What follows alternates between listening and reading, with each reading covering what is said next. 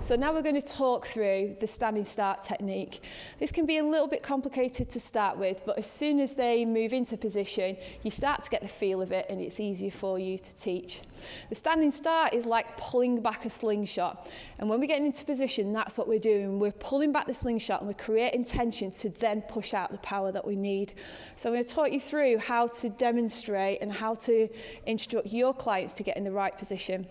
So first of all, we need to make sure all the bike's set up. And what we want you to do is get the client to stand up in their pedals, and I want you to get them to hold on to the front of their handlebars by putting their thumb, first of all, around their first finger, and then the rest of the fingers wrapped through on both sides. So if you want to do that for me, okay?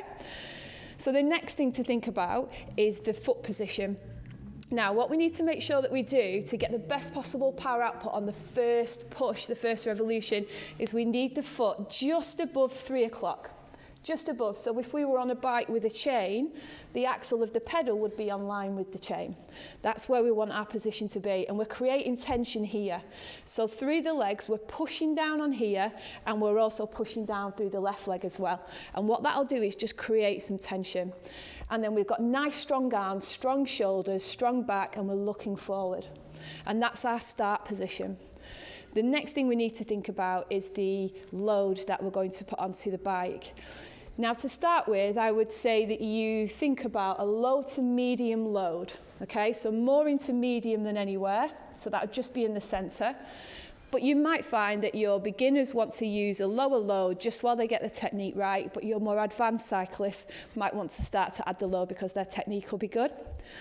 So we'll do a 3, 2, 1 countdown, and what we want you to talk to your clients about is driving forward with the power and pulling the knees up so the upper body stays still, and we create that tension through the arms, and then we start to go fast legs as quick as we can, and that's with pulling the knees up and down, okay?